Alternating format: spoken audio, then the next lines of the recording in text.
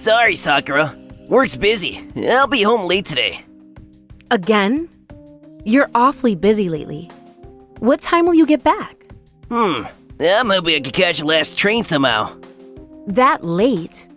If you miss that... Sorry, I'm being called by my boss. Don't worry if I don't make it back home tonight. Ryuji. My name is Sakura. I work an office job and I'm 30 years old. My boyfriend Ryuji just proposed to me a few days ago. But it seems like he's really busy lately. Once or twice a week, he would come home on the last train. Some days he just won't come home. We're both entering our 30s, and I understand that he might be entrusted with important projects, but yeah, I get work is hard, but you don't have to skip our date plans. I made a call to cancel the reservation I had made.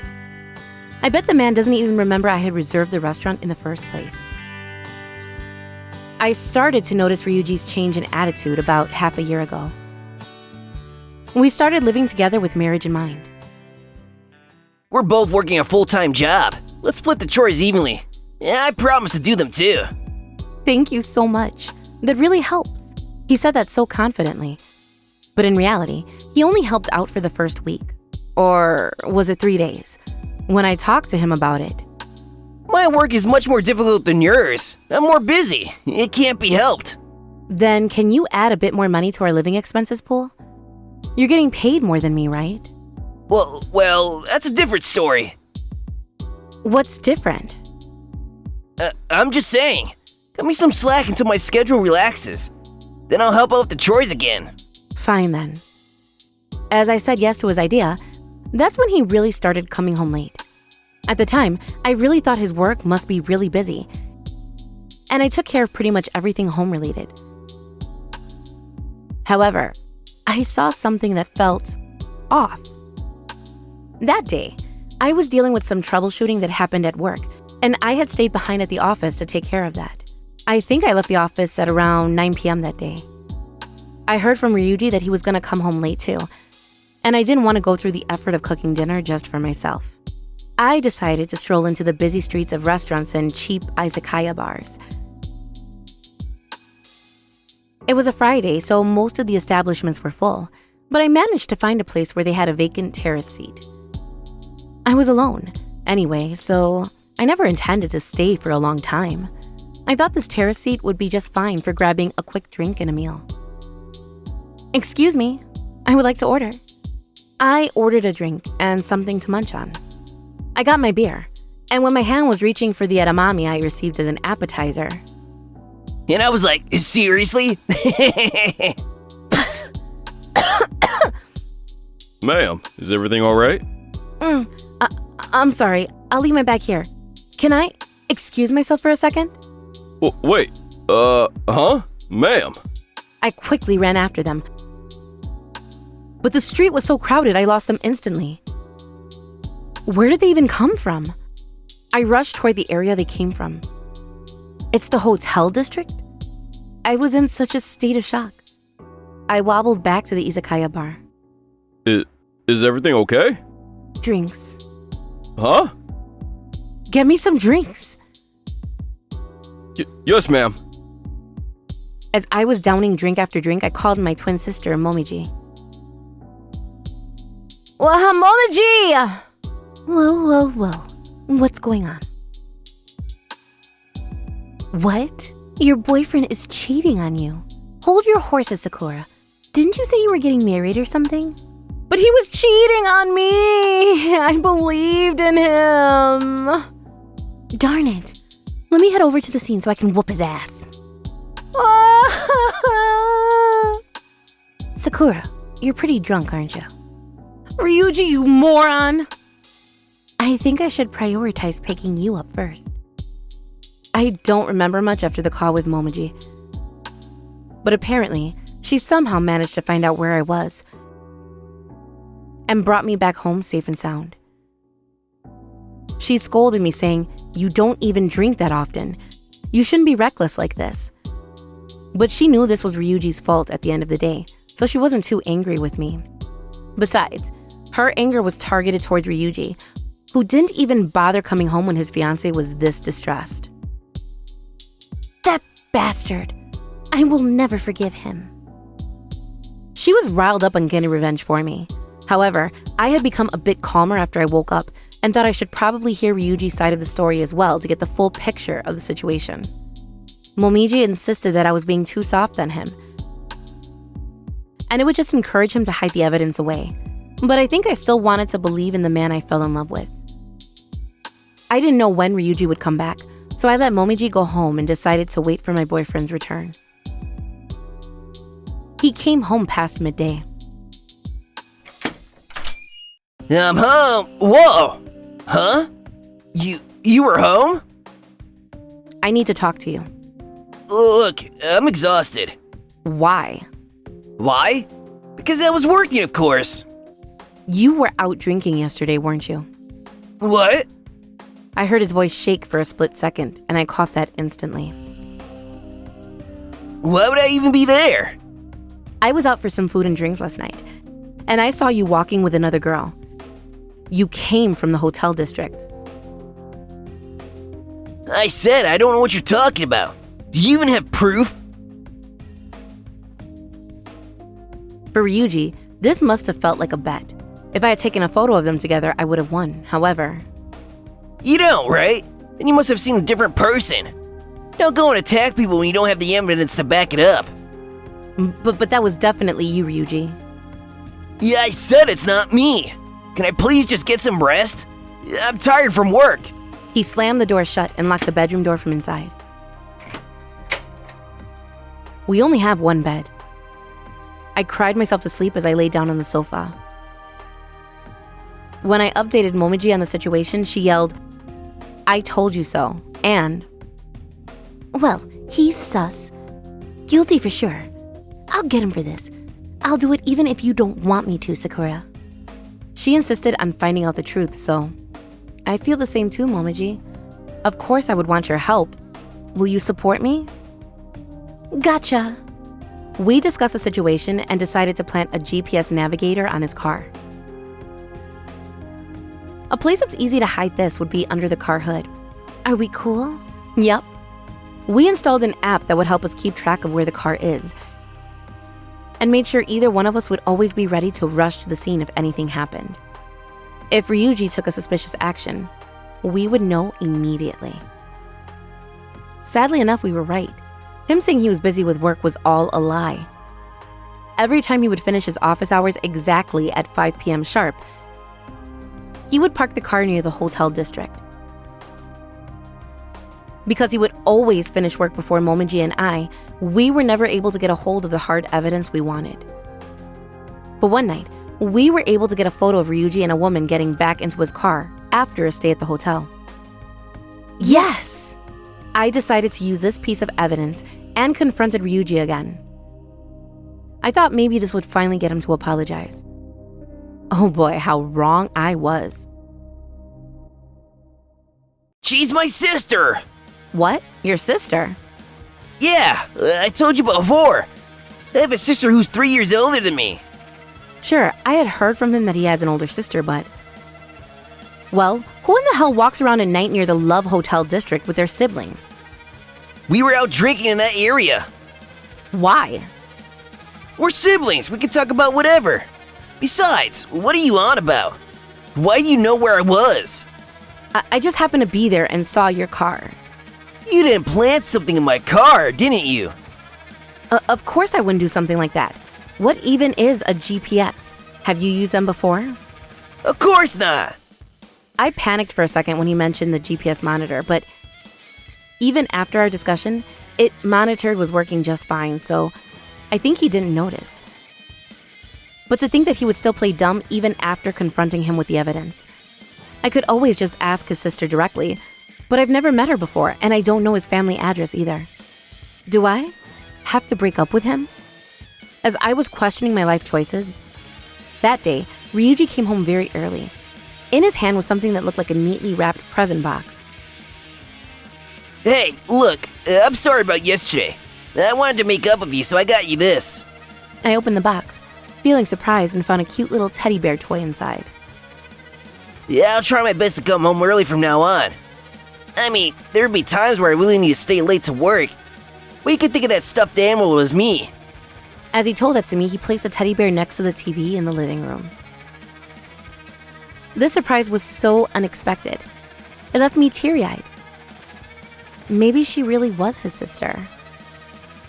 However, ever since receiving his gift, strange things began to happen. We were still not convinced with Ryuji's explanation, so Momoji and I were still checking his car's whereabouts. When we noticed the car had stopped near the hotel, we would get ready to leave the house. Huh? There it goes again. The car is moving. I would brush it off as a coincidence. But when I would go back home, the car would stop. When I would leave the house, the car would start moving again. It was the same thing happening over and over again. This went on for 2 weeks. Momoji noticed something was off. She came over to my house one day holding a sensor-like object. Momoji? What on earth is that? Shh! It's a sensor to check if there are any hidden mics or cameras implanted in the house. I borrowed it from a friend. What friend? I thought to myself, but Momoji confidently walked around the house scanning for anything. I mean, even if there was something like that, I think I'd be able to notice it. It's this. Huh? The sensor pointed to the teddy bear Ryuji had gifted me. At this hour in the day, he's got to be working. We're ripping this damn bear apart. When we opened up the teddy bear's belly, there was a small camera inside. That bastard! He knew about the GPS in his car, so he used that to his advantage and made sure you were home when he made his move. No way! He would go this far? I could not fathom what was going through his brain. If he's that desperate to be with this woman, why doesn't he break up with me? Of course it's not his freaking sister. Hey, you want to hire a private investigator and find out where his family lives? Is it getting to the point where we have to do that? You'll keep losing if you keep acting like a softie. Momoji had a point. But I think God does look down at us. When we were looking into who to hire for this investigation, I found a letter in the mailbox. A letter from Ryuji's family. On the backside of the envelope, there was the full address of Ryuji's family residence. I sneaked the envelope into my bag.